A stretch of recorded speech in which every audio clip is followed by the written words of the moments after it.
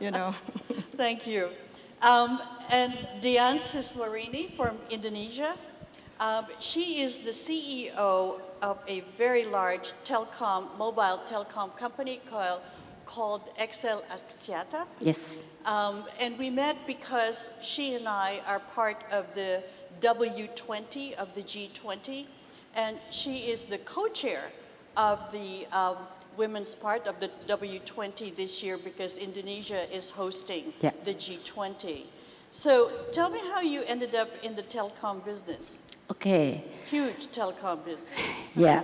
So I think it started when I was little because my father is a professor in environmental engineering, and then my mother, he owns a construction company, so he's a contractor.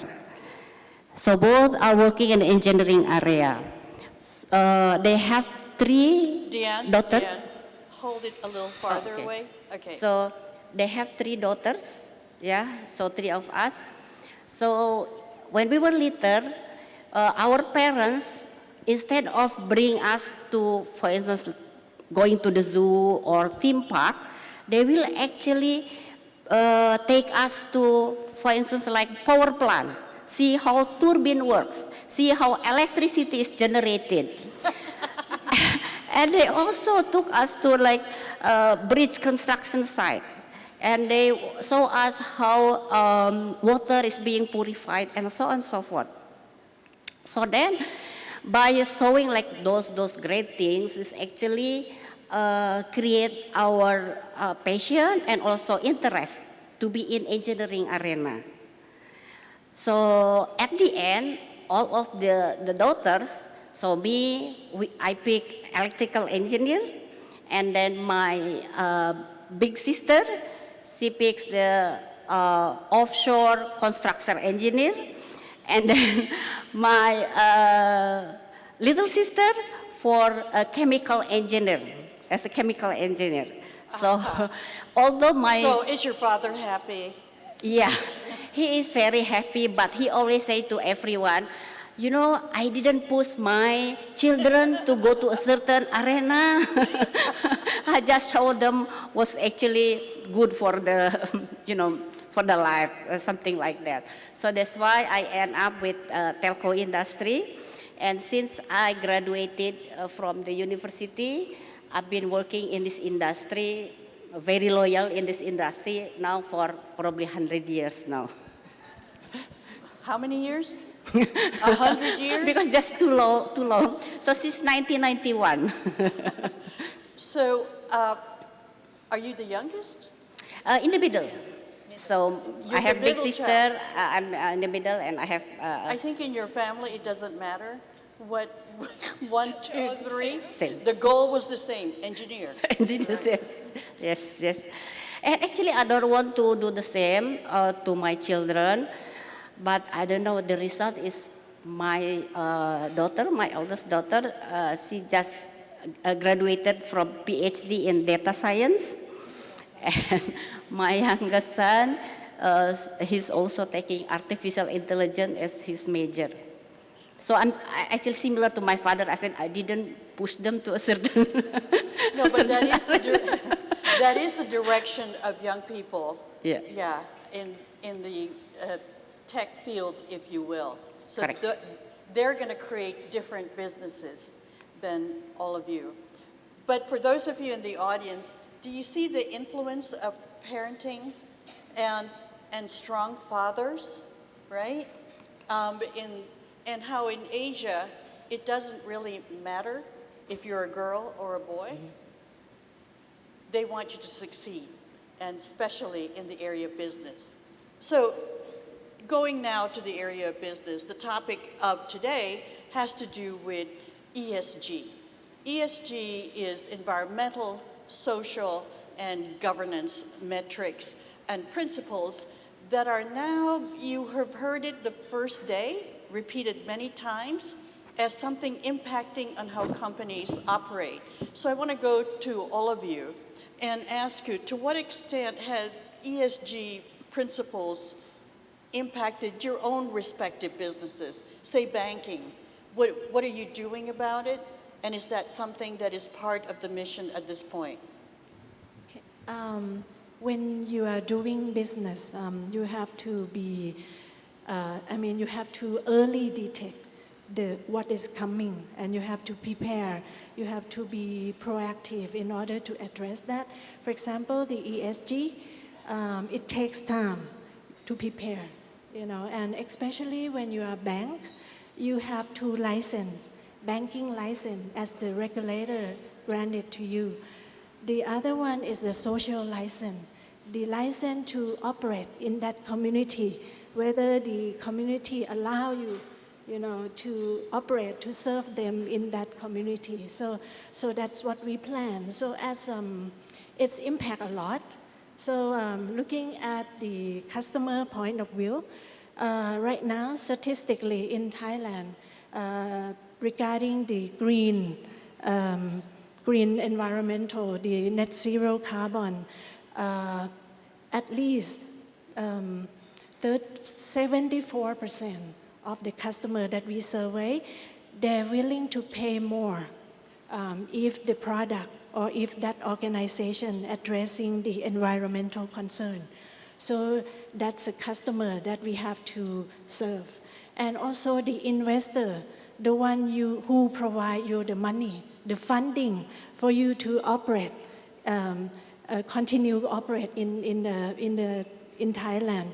So they are now increasingly asking about the questions about the ESG.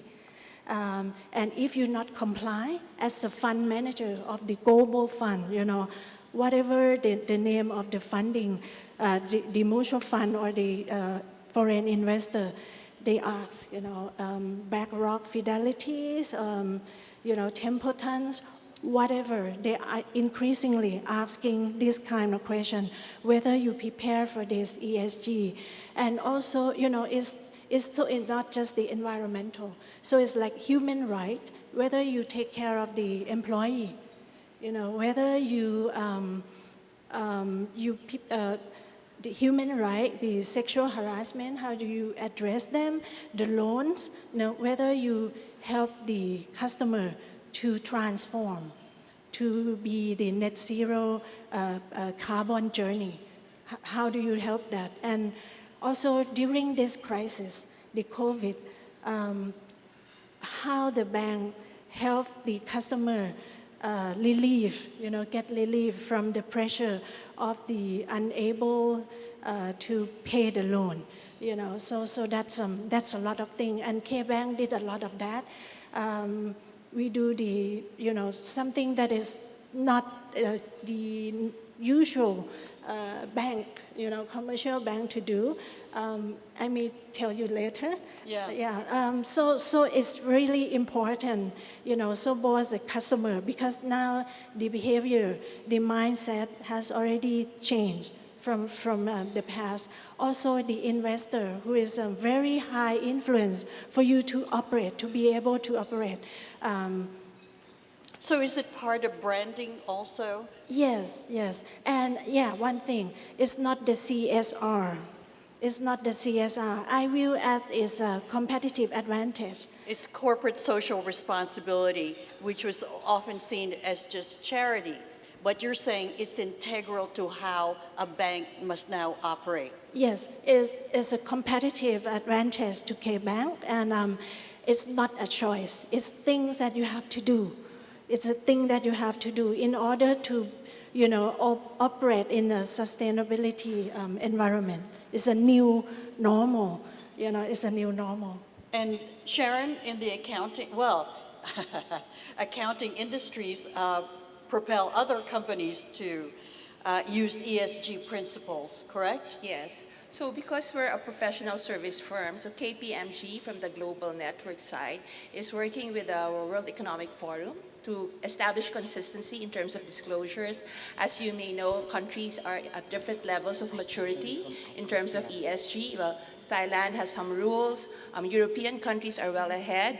Philippines is just more on volunteer disclosures.